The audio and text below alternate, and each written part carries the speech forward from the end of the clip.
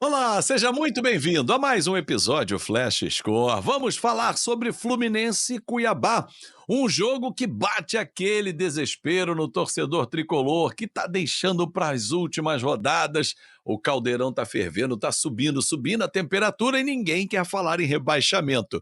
Já convido você a baixar o nosso aplicativo. Como Azevedo, o QR Code que pinta na sua tela tá aqui para você escanear e de graça ter informação na palma da sua mão. Fazer contas durante o jogo, deixa que a gente faz para você, porque sobe e desce na tabela de classificação.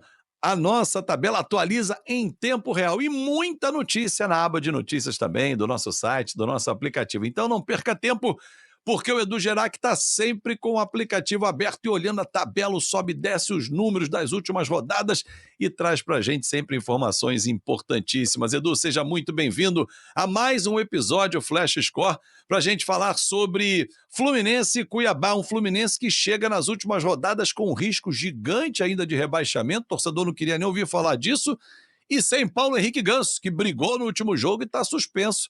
Não irei narrar Paulo Henrique Ganso do Maracanã para Flash Score nesta quinta-feira. Tudo bem, Edu?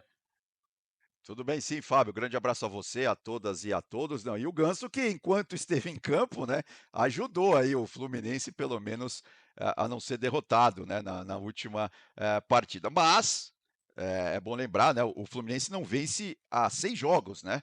E, como você disse, chega aí. Claro que está precisando só dele, tá? Mas esse precisando só dele significa ganhar, né, essa partida contra o já rebaixado Cuiabá e depois ainda tem uma última rodada, vai pegar o Palmeiras em São Paulo, né? Sempre lembrando que o Palmeiras ainda pode estar brigando pelo título na última rodada. Então, assim, vida complicada para o Fluminense nessas últimas 2 rodadas, né?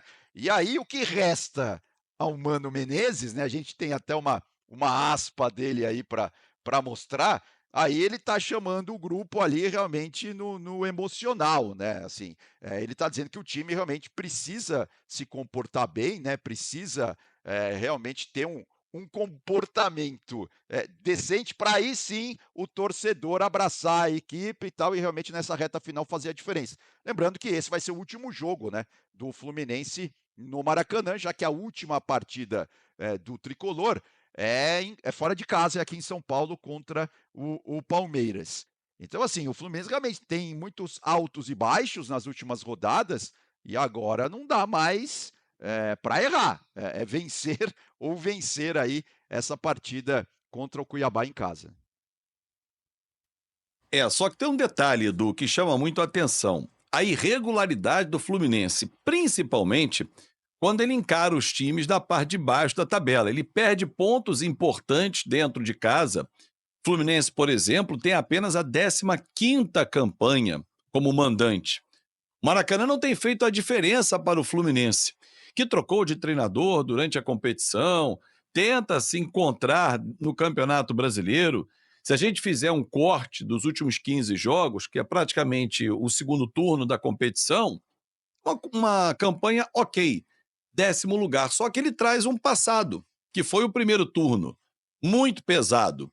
E há um risco de rebaixamento. Se o Fluminense tropeçar contra o Cuiabá, você destacou, o último jogo é o Palmeiras, fora de casa, que pode, né, ser um fator complicador, porque o Palmeiras é um adversário bem pesado. Então o Fluminense não pode deixar pontos como ele já deixou dentro de casa no Campeonato Brasileiro. E, por exemplo, ganhou do Flamengo, que está no G4, mas ele perde pontos para quem está perto dele. Criciúma, por É, o exemplo, último, ele perdeu pontos no Maracanã.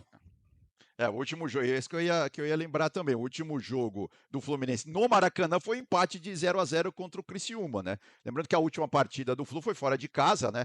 Onde o Mano deu essa entrevista depois do jogo, essa frase aí dele é da coletiva, empatou com o Furacão, né, em Curitiba por 1-1.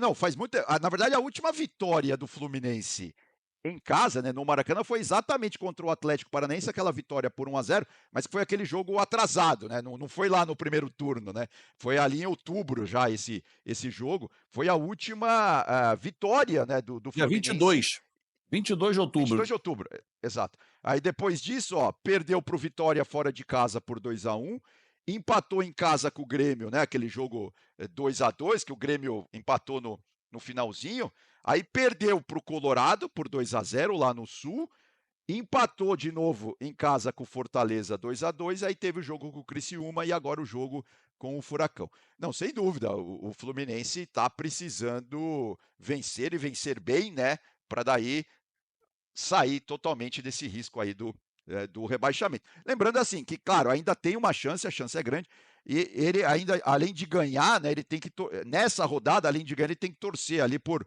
tropeços do próprio Criciúma e também do Bragantino. Aí a situação do Flu já fica bem mais tranquila. E antes de você até indicar as artes que você separou para esse nosso bate-papo, novembro foi terrível, né? Porque ele teve 4 empates e uma derrota. Ele não somou 3 pontos em uma única partida. Realmente um novembro para esquecer.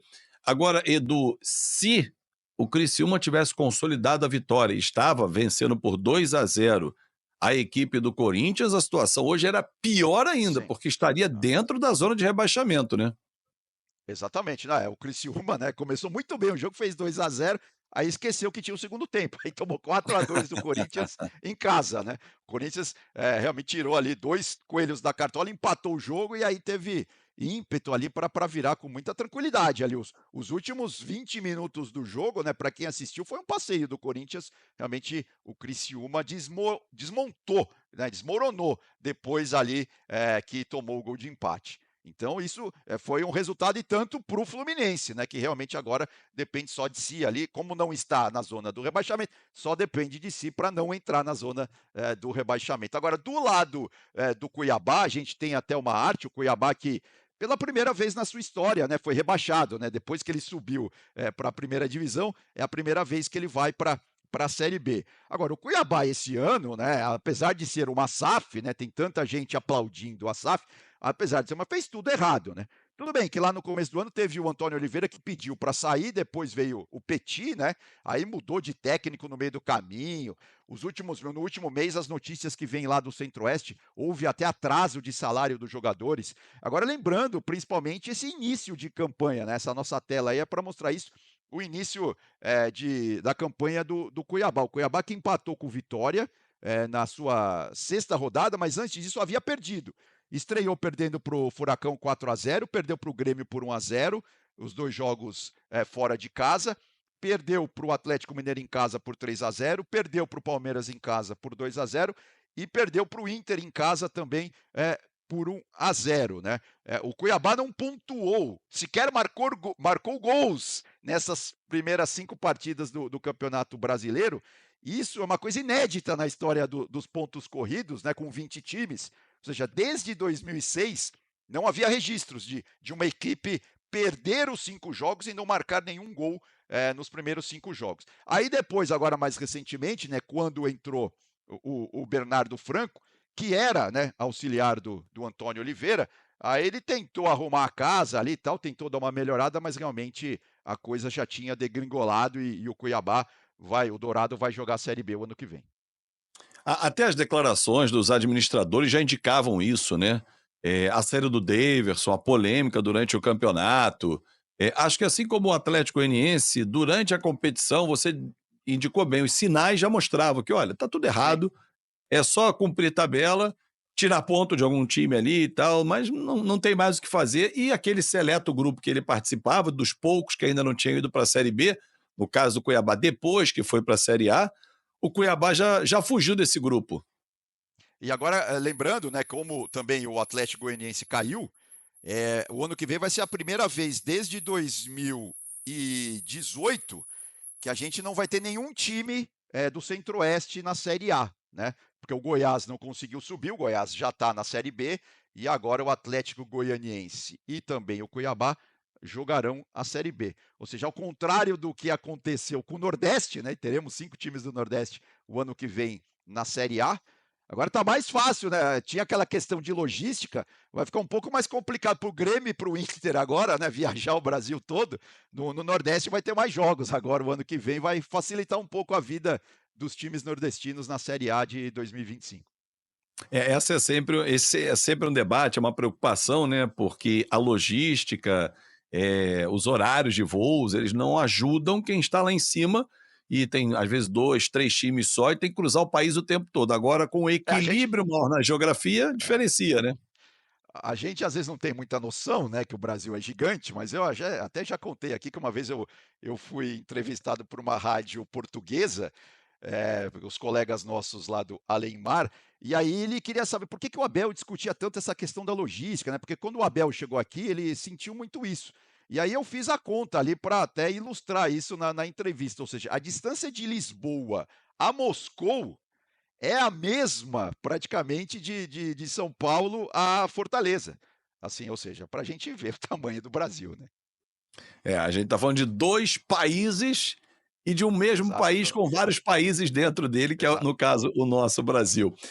Edu, forte abraço para você. Estarei no Maracanã, 8 da noite, nesta quinta-feira, contando a saga tricolor, com o vaiado Mano Menezes. Sempre que sai a escalação, a galera, vaia no Mano Menezes. John Arias é aplaudido, Germancano aplaudido, Thiago Silva, Fábio, mas o Mano Menezes, acho que não fica pro ano que vem, não. O Marcelo já foi embora, creio que o Mano Menezes vai dar abraço em outro jogador na temporada 2025. Edu, um grande abraço, hein?